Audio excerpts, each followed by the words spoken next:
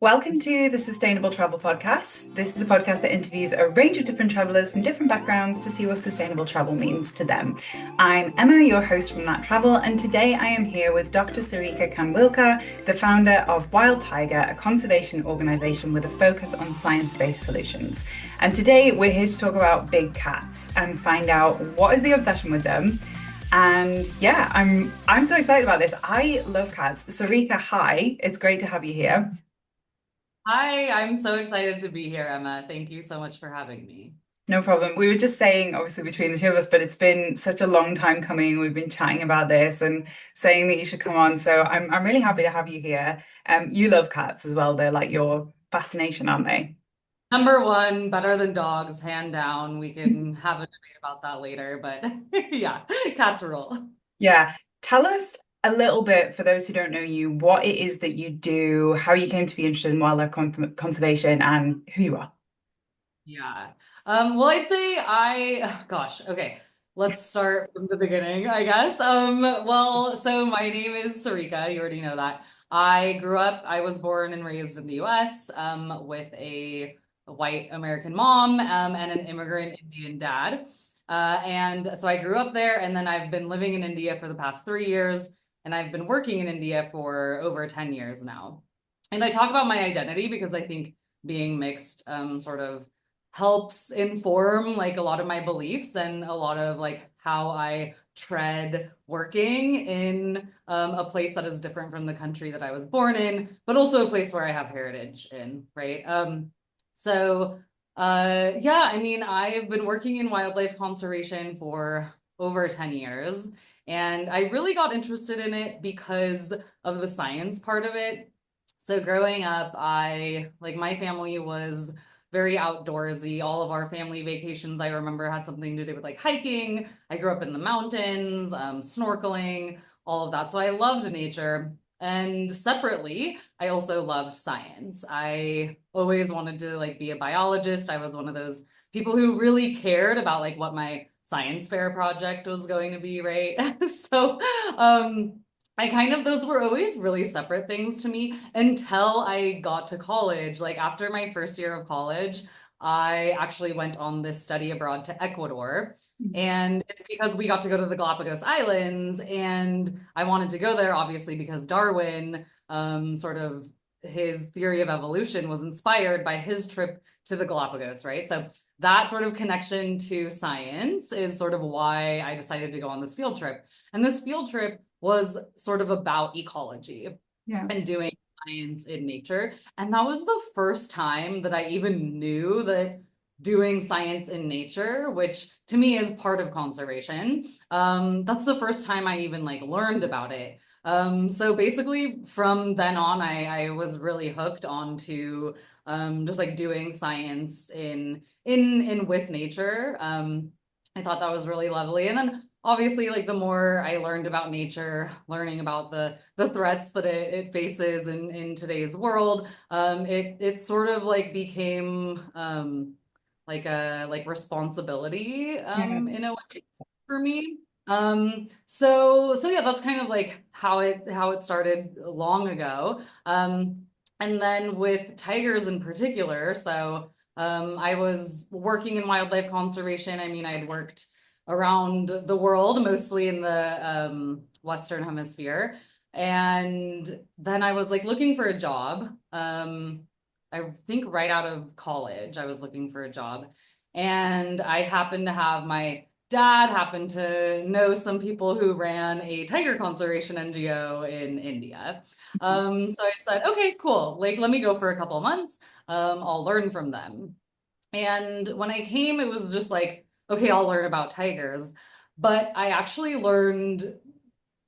did, of course, learn about tigers, but I also equally learned about people. Yeah. And that really fascinated me. I mean, people who are living with tigers, their lives are just so completely different than my own life and the lives of people that I've seen in the United States as well. I just became like fascinated with tigers and people in central India, which is sort of where I am now. Um, And then it kind of became it was a fun thing for me as well to be sort of like to start working here in this landscape because my grandma is in central India. I have like a lot of family here.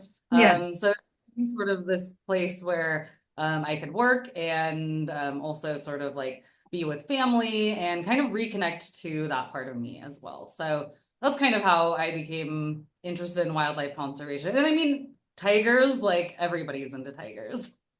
Yeah, everybody is into tigers. They're so fascinating. But that is interesting to me that you didn't, because most people I speak to on this are kind of like, I've been obsessed with animals since I was a little kid and I just wanted to touch them all the time and like be around them all the time. But for you, it's really different then. So it kind of comes from that interest in like nature and science and learning how things work together.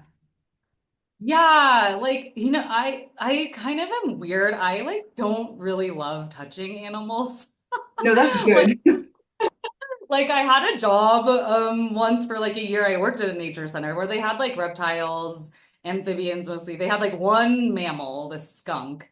Um and I was their caretaker, so I would like feed them and clean and take care of like their habitat and everything. And like it was, I enjoyed some of the moments, obviously, of like holding like a turtle and doing stuff, but I don't know, it's not my thing. Like I kind of was like, oh, this is so weird, like having to like feed them and their little babies, and we're just like, creating their whole world. And like I didn't really enjoy that, to be honest. I think So yeah. that's good. Like we shouldn't really have this hands-on connection with wildlife unless we need to. So yeah, I think that's perfectly like it's almost more normal than the rest of us who are like, let me touch it, you know?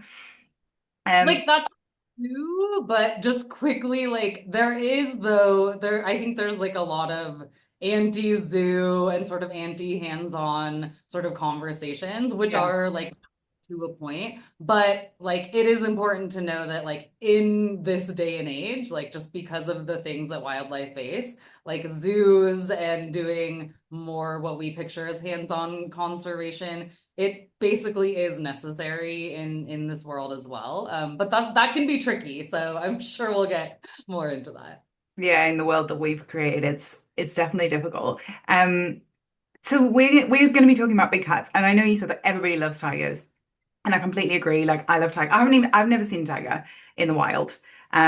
So I really want to do that at some point. But you love them, and like I feel like you love them slightly more than everybody else loves them, which is great, and it's the reason that you're here. But what do you think is kind of driving people's obsession to pet and cuddle them, I guess, because that is a lot of what we see, right? Yeah, totally. I have like tried coming up with an answer, and I don't know. I mean, to be honest, like tiger cubs are so cute. I think like when I see pictures and videos of them, like I want to cuddle them. Too. They're like so cute.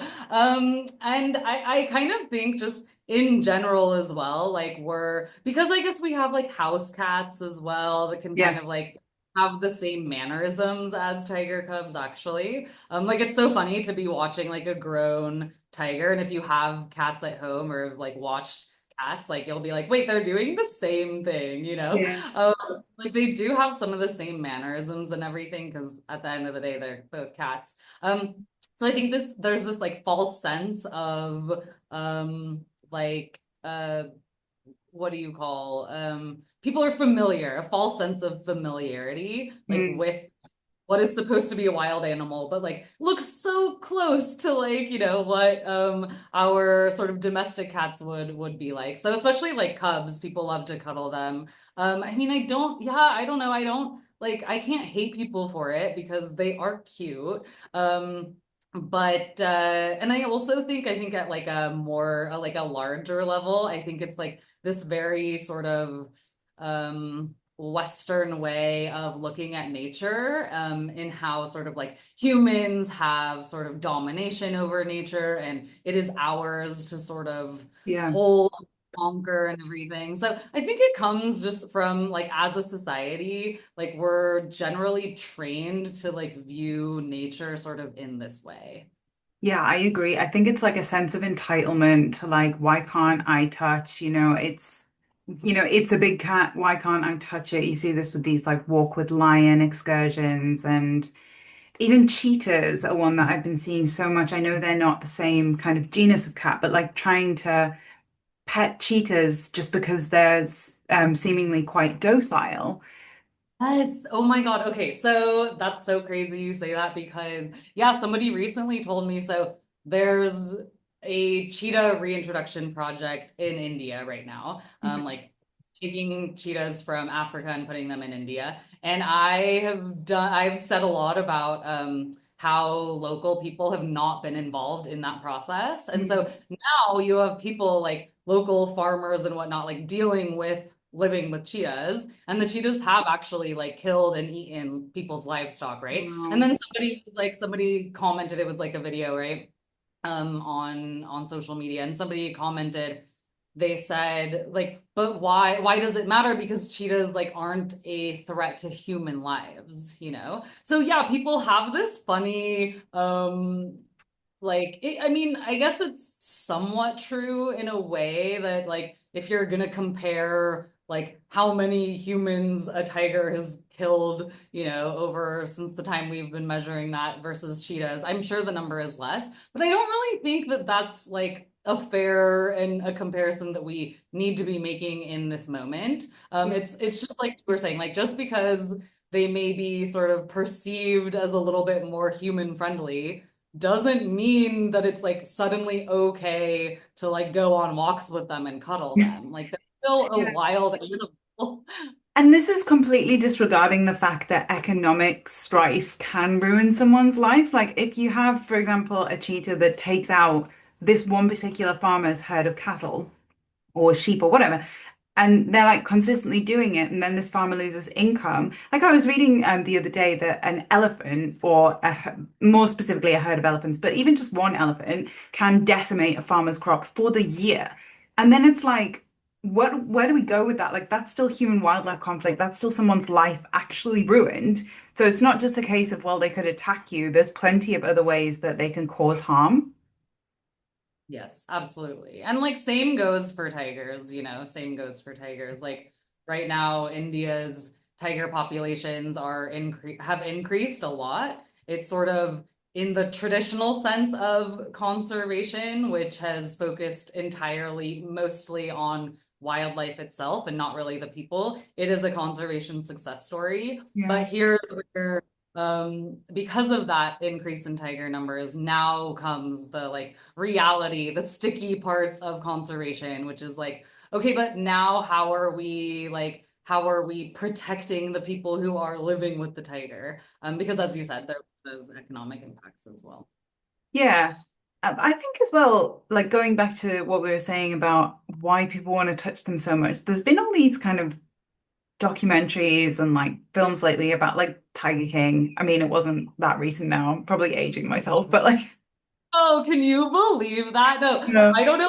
I randomly thought about Tiger King like yesterday, and I was like, I also thought I was like, wow, it's been a long time. Yeah. So I was like, I don't know. I think like I knew it came out during COVID though, Yeah. but I can't believe that it came out 6 years ago. It Wow. was Okay.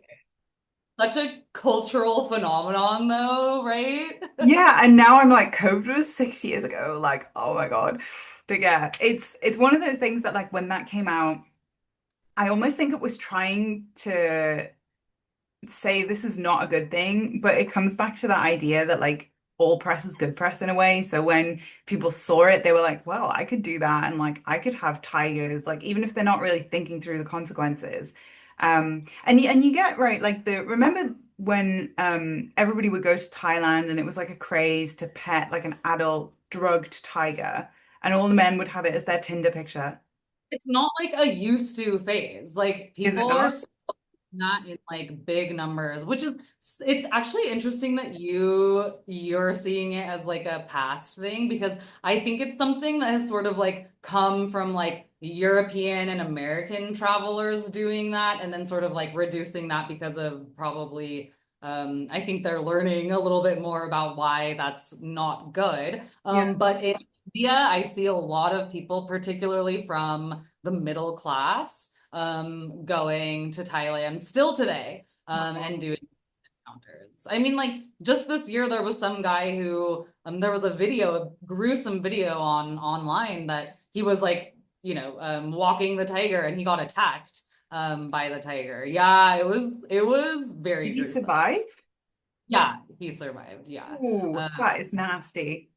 yeah, it is. It is. But I think, yeah, Tiger King, it definitely fell really short in some very key ways in actually communicating the conservation and wildlife issues when it came Yeah. to that.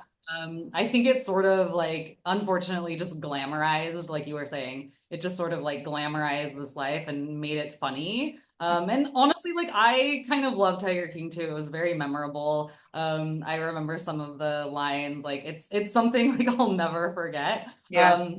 It definitely fell short when it came to like responsible ways of communicating these types of issues. Yeah. I mean, yeah, probably the reason I'm seeing it as the thing of the past is I mainly saw it on dating apps, and I've been off the dating app scene for quite a long time. So I'm here like this is not a problem anymore, but obviously you're telling me it very much is, and I think that's something to be mindful of because even I have friends who've been to these like cheetah or tiger sanctuaries, and they'll sometimes say things. This is what I can't wrap my head around, is they'll say like, I know it's bad, but I really wanted to do it. And I don't Oh, understand that. Do you?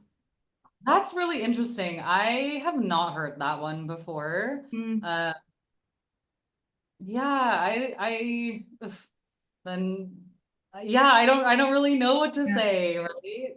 I think Um, mostly it comes from lack of education, but now, as you said, we're getting to a point where there is a lot of widespread kind of wildlife tourism education, at least for people who have been traveling for a long time. And so I think that that is more widespread knowledge there. And that's maybe why people are starting to realize, hey, I shouldn't really do this. And while it's putting a lot of people off, which I think is great, there is always going to be that bracket of people that is just saying, well, I want to do this and I don't really care if it's unethical. And that, for me, that really boggles my mind. Like, I don't understand that at all. Yeah, but you know what that reminds me of? And they're learning these behaviors off of social media because when you're talking about like, I think both of us, I mean, this is one of the things that attracted me to your content, even before we, like knew each other. But like we make as responsible content as we feel, right? We Yeah. try to be like ethical and all of that, but like a lot of people don't use social media like that. So there is so much content out there, especially with tigers and other big cats and other animals as well, that like shows that like loving and caring for these animals is cuddling with them and taking them on walks and taking care of them in this way that is like very human and wildlife, like in proximity, in each other's physical space. And so I think there's like a lot of people are getting some mixed messages as well Mm, about like what what responsible, I guess, not just travel, but like also conservation, like what responsible conservation travel, I guess, in a way, looks like. Like yeah. a lot of these experiences even market themselves, right? Like as conservation. Yeah. Yeah. So it can be confusing for people as well. Yeah, confusing. And I think I'd love to study it properly because I do think there's something about dominance in there, like wanting to walk the most dangerous cat, like wanting to cuddle them, and like anthropomorphizing them in a way as like human pets, and they're not that.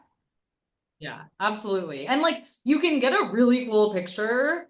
Like if you just have a cell phone, like not even that like high quality of a phone, you can still get like a really cool picture of like you and a tiger if you're gonna get that close to it, right? But if you're actually going to, let's say, like go on a safari in India and actually see a tiger, like chances are you're probably not going to capture like a really cool, Nat Geo worthy picture with just even your cell phone, right? Like you have to have like a lot of these Heck. really amazing pictures come with like professional equipment. So there's something about, yeah, like this sort of the social media era that we live in, and so sort of the like the showmanship that comes from being able to be like in that place and capture that moment and share it with people. Whereas maybe like a safari, just okay, like the proximity isn't there, so people have this false idea that like excitement is sort of missing, I guess. Yeah, I do blame social media for a lot of it. And even recently there've been so many articles and kind of papers published about the effect that seeing like selfies, wildlife selfies and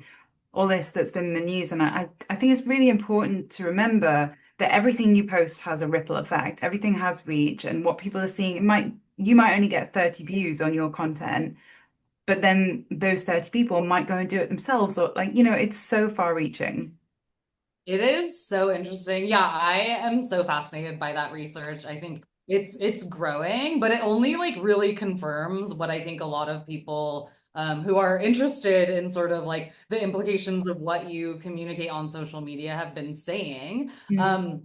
And like something that's interesting is like one, I've learned from it as well. So like I read this study and then I did a post about different tiger subspecies, and one of the tiger subspecies, one of the slides I made was on the generic tiger, Mhm. which basically it's not a quote unquote naturally occurring tiger subspecies. It's actually sort of one that I say like humans invented. It's basically these tigers that are a mix of different subspecies that have sort of been bred in private, sort of by private breeders, mostly in the US, but sort of all over where when the regulations just like weren't very strong and everything. So Yeah. there's generic tigers, and I put a photo actually of there was sort of like a non-copyrighted, royalty-free picture of a like family with a tiger cub like on its lap, right? Mhm. And so sort of I described the generic tiger and just how, mostly people, these were sort of invented for people to go like cuddle and take photo ops with. And then it was sort of like after a little bit after that, I actually realized that even though it wasn't me, like I was just sort of resharing that image, Yeah. that even by resharing that image, I sort of reinforced Yeah. that like negative perception that we're trying to like fight against. Yeah. That it's normal to see a tiger in this sort of way. So I sort of vowed from that, like, oh, I need to be a lot more careful. Like, even when I'm talking about, even though it's a strong image, even when I'm talking about don't do this, Yeah.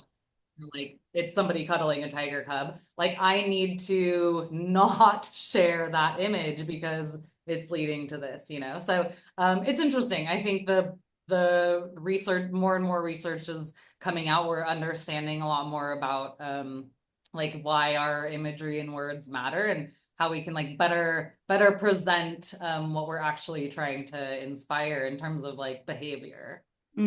Definitely. I wouldn't be too hard on yourself. Like, I think that's a really easy thing to do. But like the fact that you kind of recognized it is great.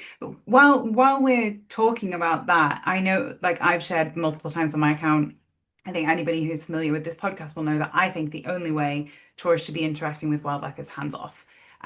So I'm interested in your thoughts. And why is that like so important? Well, do you agree, firstly? And why is that so important in the case of cats and big cats when we're talking about tourism? Yes. Yeah, I completely agree. I mean, personally,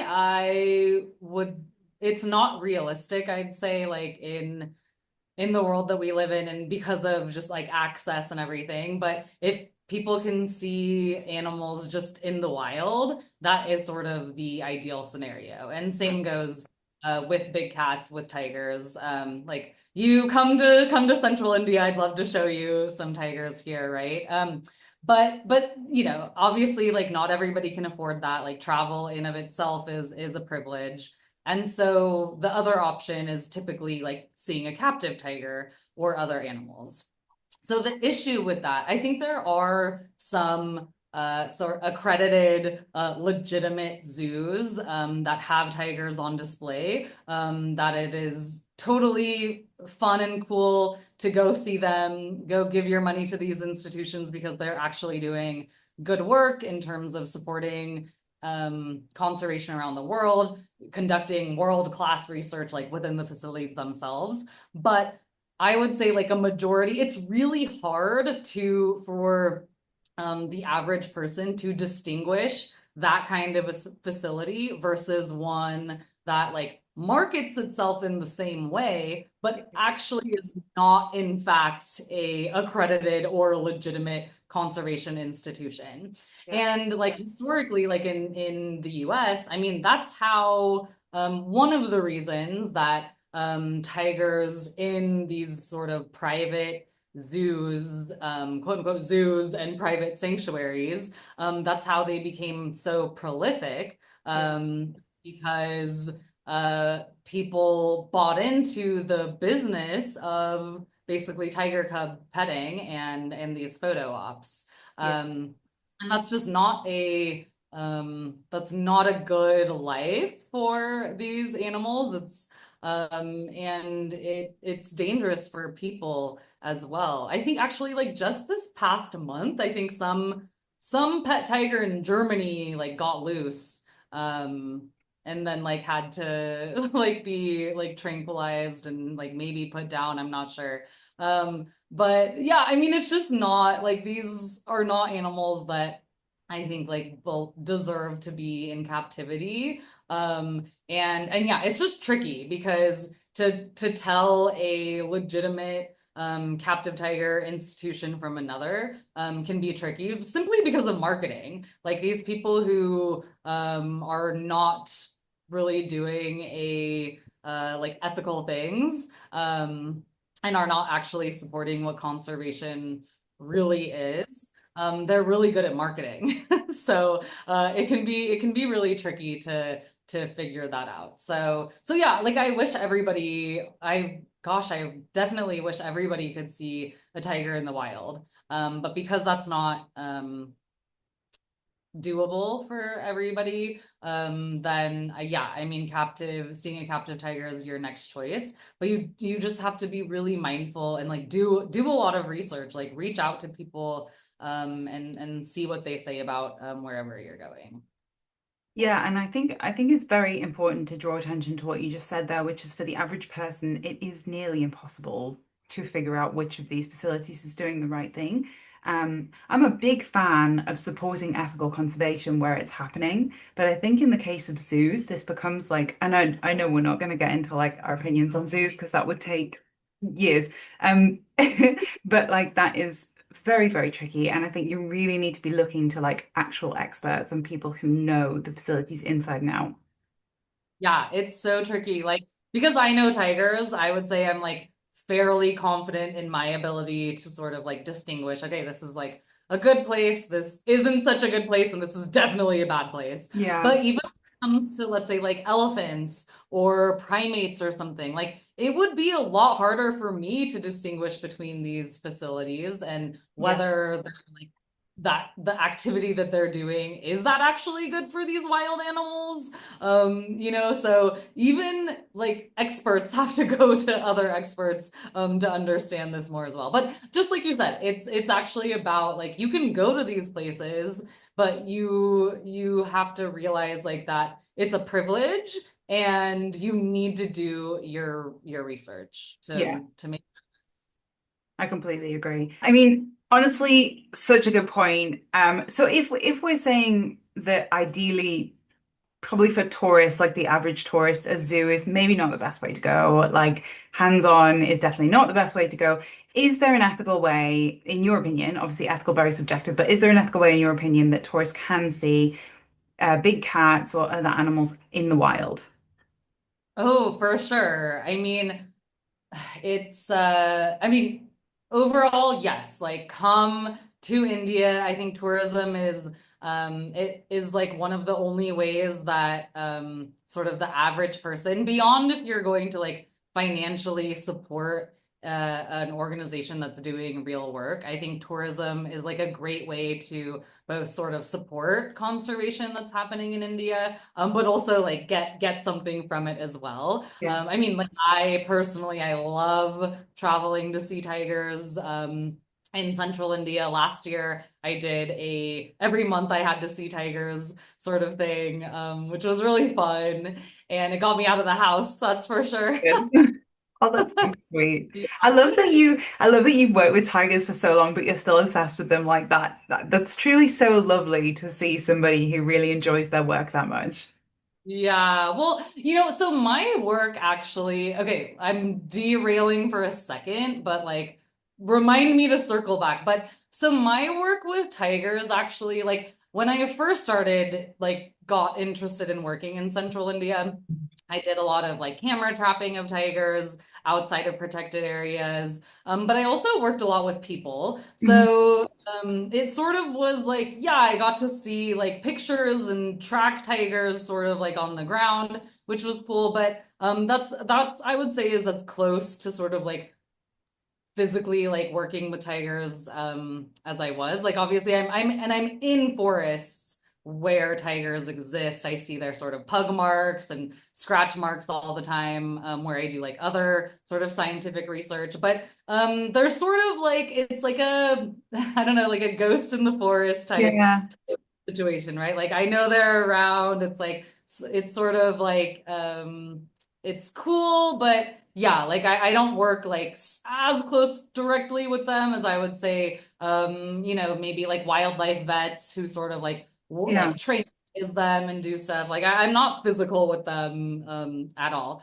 The closest that I've like the most of my work with tigers has actually been on the trade in their parts. Mm. So I did, it was actually while Tiger King is actually, I'd say, like a big part of my life because while I was doing my research on the trade in tigers and their parts in the US is when Tiger King came out. So like Okay.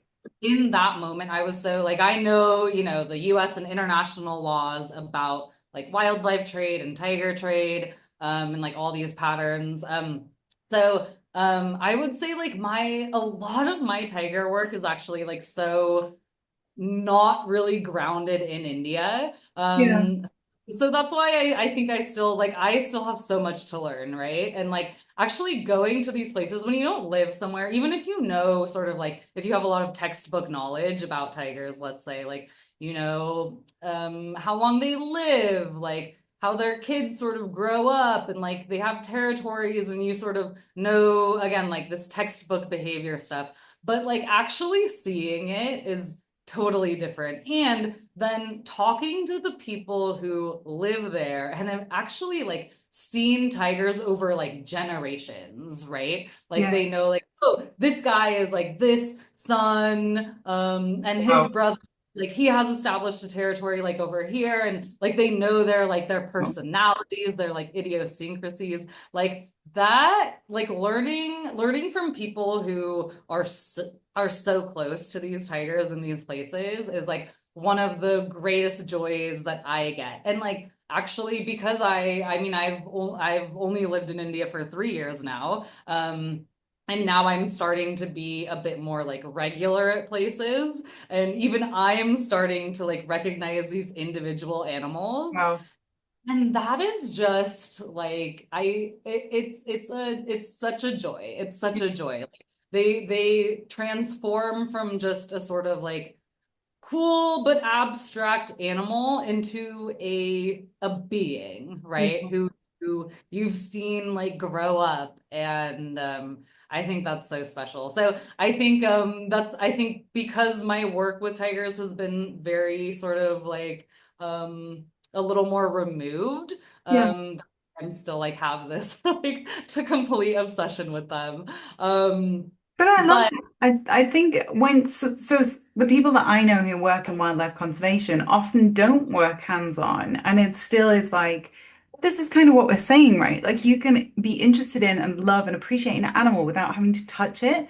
And like I met somebody a while back that was he was working with badgers in the UK, badger conservation. Now, like if you're anybody from the UK will know. it's so rare to see a badger here. Like I've never seen a badger in my life, like even in a zoo anywhere. Obviously they're nocturnal.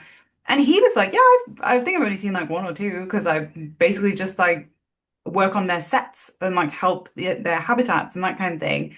So I don't think we need to touch them to appreciate them or even see them sometimes. You know, that's so true. Like now that you're saying that to me, I'm realizing that I think the way that we've been taught like what conservation is too, especially with wildlife, like you see the documentaries where people are Yeah. generally like, really hands-on and stuff. So like I feel like I had this like we grow up with this preconceived notion that like, oh, a conservationist is somebody who's like really hands-on, who's Mhm. like face to face with a tiger every day. So then sometimes I'm like, no, no, no, like I'm not like super close like that. But you're right. Like in the end, like I still am working with tigers. Yeah, definitely. So I guess your opinion then is like safaris or hands-off kind of observational tours are the way forward for people to see tigers when they're traveling. Yeah, and I mean, there's also like once we get into sort of like the tiger tourism that's happening in India, there also is a lot to say about that as well in terms of choosing, being really mindful about like what tour operators you're going to, what Yeah. hotels you're staying at. It has, I think tiger tourism in like the last decade has just like exploded here. And there's a lot of people who are like the regulations are, if they exist, they're like paper regulations. Mm, And there's just like a lot of nonsense that happens, like whether you're talking about like development around tiger reserves and sort of like the hotels and everything, or whether you're talking about when you're actually on safari, like in these vehicles, um, there can be what I call like tiger tunnel vision, where people just become like completely obsessed yeah. with being the tiger. And so they don't see everything else that this like forest and this place sort of has. Yeah, that's sad.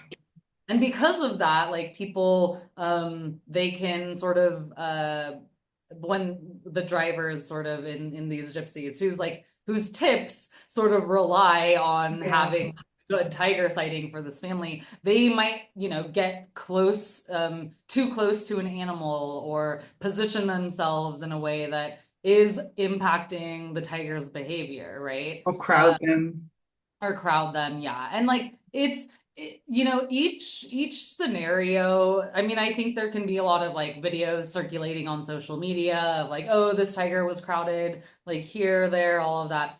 Each situation can be like different, and like in the animals themselves, like some of these tigers who have like grown up with in these tourism zones and like with these vehicles, like they really are like super unbothered Yeah. by vehicles, right? Which I mean doesn't make it okay for you to like get up in their face and do like just, you know, act a fool Yeah. basically. But like it anyways, it's complicated. So even when you do come to India, I mean what something that I've really been doing like beyond the research sort of that I was doing, and like most of what I've been doing in the last couple of years, especially because I've now like been here and being going back to these tiger reserves like time after time, and stuff like I'm also getting more interested in sharing like how you can more responsibly visit these places. Yeah. Um, and I think so yeah, I think generally like if you have the means and if you want to see a tiger, like come to India, obviously. Come see a wild tiger. But then also be mindful about like where you're staying, pick sort of tour operators that also don't have tiger tunnel vision. And then the third thing is also being really mindful that like these places are home to tigers, but they're also homes to a lot of local communities. A lot of them are indigenous people, right? So it's not just a place for wildlife, it is also people's homes.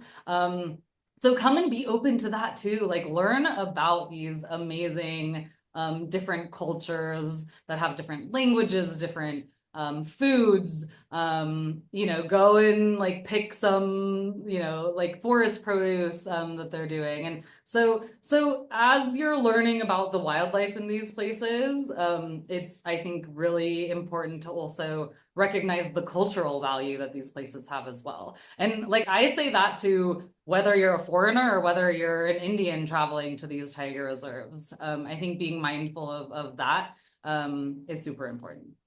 Because the cultures around there are not a monolith. Like you've got multiple different like Indian communities and different yeah, like different things going on.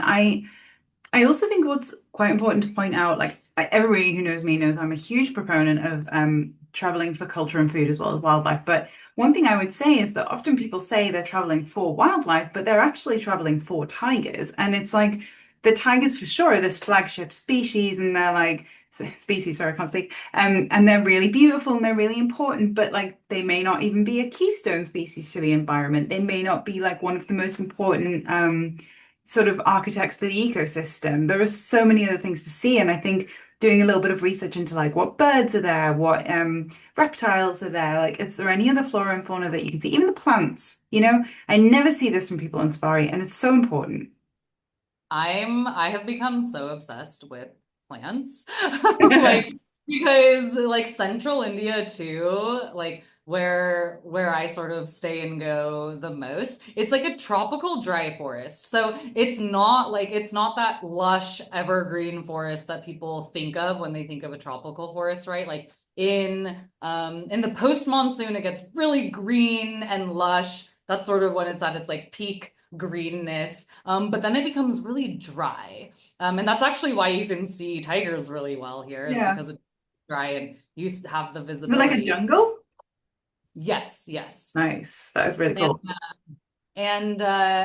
and yeah, like the springtime has become my favorite like time of the year. They have these trees. There's one tree called the Flame of the Forest, and Oh, it's called that because while everything is like brown, these trees just light up. They have these like bright, mostly like orange colored flowers, nice. and they all shades too. So this year I had seen like an orange one and sort of like a light orange one. And I was like, oh, I really want to see a yellow one because I'd only heard from like social media. I was like, I know the yellow ones exist. And so the season was like ending. I was like, okay, I have to wait till next year to like see this tree. And then like miraculously, I saw me and my cousin were driving and he was like, oh, there was a yellow Palash tree here. Like 2 weeks back, it was blooming. I don't know if it's still in bloom. And I was like, oh my God, we have to stop. So we stopped, and there were two blooms left on it. So like I got to see, oh, these balloons. So Blue deer. so I got to see this bright yellow, what do you call morph, I guess, color morph of this tree. And then, so I got like super excited. I was like posting about this on social media. And then people told me that this actually exists in white too. So there's like two very specific places. I'm gatekeeping the locations right now where apparently there are some palash trees that bloom in white. And Wow. so one of my dreams next spring is to like I'm planning a road trip around this tree. Nice. But I love that because if you make bucket lists of animals, sometimes you can disturb them, but you're not disturbing anybody with trying to see these trees. So you go for it, Sarika. Yeah, exactly. So anyways, I think like the more time that I spend like in these places with tigers, the more I appreciate all of the other things beyond tigers as well. So yeah, trees, love them. Even birds, like I'm like so I like just decided about a month ago that I can like officially call myself a birder. Nice. It's the age. We all become birders eventually. That's true. That's true. No, you're very young though. I think you're younger than me, but I realized like about 5 years ago, I was like, I'm really like watching birds here in my garden, like, and I'm very interested in what they do. Um, anyway, so tell us a bit more, because I know like this is something that you're so passionate about, but tell us a bit more about like the conservation scene in India. Is it what's like the general tone, I guess, is my first question for you. And are people involved? Are surrounding communities involved? How is it over there? Such a complicated question. I think like I would start with the fact that like there are so many smart, passionate people who care about their local environment, whether it's like right in their backyard, like sort of like a local park, or whether it's these sort of more iconic, sort of protected areas. There's a lot of people who are super smart in asking like really interesting questions about this, doing like really cool research, all of that. I think like something that's really difficult is like because of the political situation that we exist in. I think it can be difficult to like get permissions to ask certain things, to conduct certain research. It can be so. For example, there was just a study that came out that examined used blood and examined the stress hormones in tigers in tourist areas, and they actually found that tigers like they're having a hormonal response and being stressed out from tourism. Now that's tricky. Like the first thing when I saw that was like, duh. And then which is like cool. It's Yeah. like you can think these things, but actually like having scientific evidence for it is really meaningful, right? So first I was like, yeah, obviously. And then second thing I was like, I can't believe that these researchers got permission to conduct this study because who is the one the sort of entity that is promoting and getting a lot of money from tourism is the government themselves, right? Okay. And so, and a lot of people, I think, feel, even I do, there are, I have to talk about certain things carefully, and or people just don't talk about certain things publicly, which like need to be talked about. For example, I have been openly critical of this Indian billionaire's private zoo that has recently Yeah. opened here. And so many people don't even have the luxury. I don't name the name for specific reasons as well. And I don't go into as much detail as maybe would like suffice. But that's for certain reasons. And then a lot of people, especially like people who are more influential and have a little bit more like power and in positions of power within conservation in India. Like I used to sort of like I still get have a sort of double-edged feeling about it. Like I get angry at them for not speaking out. But on the other hand, like I sort of understand Mhm. well, like why they can. So I think conservation can be in India can be hard because of the political situation. But then it's also like really just like beautiful. I don't know. I found like a really nice community, especially of women. Yeah. Obviously, like everywhere, conservation is like generally dominated by men, right? Yeah.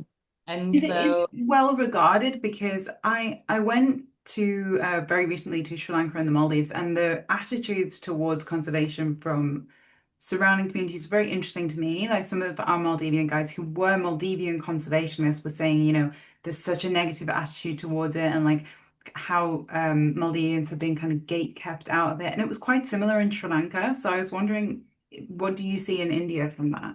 yeah, oh God, there's like so many parts of this. So one, yes, I think for some reason conservation from the general public in India, conservation is seen as like anti-development, Yeah. which it's not at all. But it's seen sort of as the like antithesis to development. So like if we want to like make our lives better, like we can't think about nature basically, right? So I think that's like a Wow. general feeling, yeah. And then second is yeah, there is like I mean I think because of colonialism here there definitely has been a lot of exclusion of Indians like within the forest department and conservation space in general. And then like that kind of continues today, even though like colonialism, like the British rule has ended in India technically, but a lot of the like ways the hierarchy Yeah. and sort of just like the Western philosophy of what conservation is still perpetuated by a lot of even organizations, even non-governmental. And because of yeah, like there is still a lot of exclusion. And then if you think of like you can't really talk about Indian society without talking about caste. And actually growing up without caste and then coming here and seeing how and just being here, it amazes me every day how caste is sort of a part of everyday life and it seeps into everything. And so you have a lot of like more privileged caste people being the Yeah. decision maker in I was going concert. to say, do you want to sort of, I do know what caste is, but for some of the listeners who might not, do you want to give like a really brief explanation of what it is? Oh yeah, I don't even know if I can explain it really well. It's But basically social hierarchy, right, of different yeah, like brackets of it's a people. social hierarchy that you're born into. Yeah. Uh, yeah, I think that's I So wish I could say more, but I don't really know. It's just like it has a lot of history in India. yeah, And it's not just Indians in India who think about caste. It's also like the diaspora and everything. And the thing that's interesting about this, so there's how caste sort of has created barriers into the conservation profession in India in general. Like it's dominated by these more privileged caste people who come with certain preconceptions, right? About just like life in general and other people. And then we also need to recognize that a lot of conventionally how people have perceived the people who live near tigers, they are the non-privileged caste, right? Traditionally seen as like sort of the bottom. These tribal people, they're in the Constitution now as sort of scheduled castes and scheduled tribes. Um, and so they're traditionally seen within this caste social hierarchy as, you know, beneath, Mhm. so to say. So that can play a lot into how we see conservation in India today. If you have mostly privileged caste people who are born with the idea that they are better than certain other people, Yeah. and they are the ones making decisions about how conservation is happening in a place where people who they believe they are better than are living, then they don't care about those people really, That's right? God. And so I would say when you talk about sort of local participation in conservation, there in general, it is very lacking. It needs to be done a lot better, a lot more sensitively. People need to be like, who are working in conservation need training in like social science at least, at bare minimum, right? But like that's sort of general, but like I would also say there's really cool organizations like that I know of and people who do get it and do like understand and are genuinely working with communities. I think like rights, giving people land rights, is a huge like actual conservation strategy. Yeah. And so there are actually organizations, I mean, not many, but there are organizations working on that. So it's easy to criticize, but I would say there are people who are trying to do better. And I mean, to be honest, this is not intended as like, gotcha tourism and like journalism, sorry, and like exposing issues within Indian conservation. It's more just it's really interesting to hear your perspective as obviously someone who's kind of come from like an external perspective, but then now has an internal perspective. And I do think that this is one of the reasons why when tourists visit a place, like not only is research so critical, but also going in understanding that you don't know anything, even if you've researched, because when we do use this phrase, local involvement, like a lot, we use local economy, local whatever, but in this case, local is very different from just Indian, you know? Yes. Yeah, like I remember being like surprised at how like obviously I knew coming in starting to work more in India like like always try to be very conscious of like how I am being perceived as an outsider, you know. And like it used to surprise me when like how little even like urban Indians knew about like life in rural India, which is like where I used to spend a majority of my time. So like when one of I like have a very sharp memory of like one of my cousins, we were driving in a rural place and he goes, "That's what rice looks like?"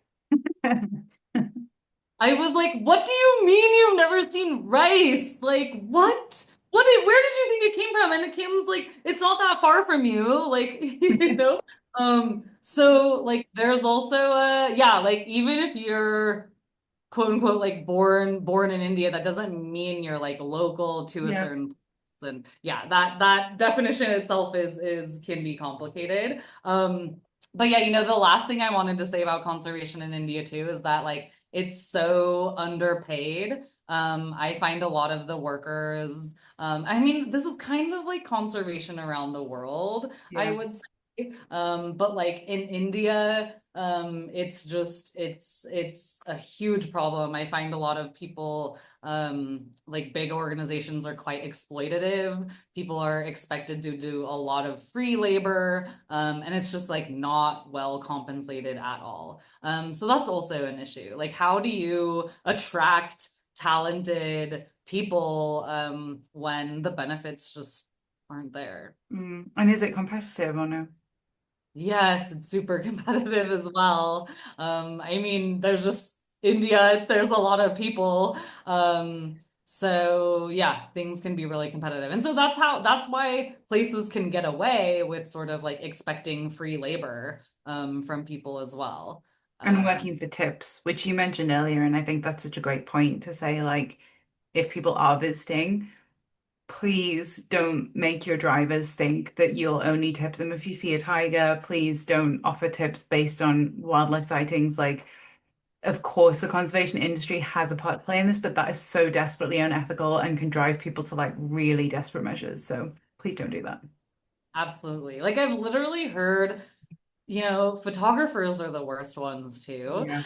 The ones with like the big lenses. And I actually heard this at the beginning of a safari. Like you're not gonna get a tip if I don't see a tiger. That's horrendous. My jaw dropped. Like, what are you saying? What is happening?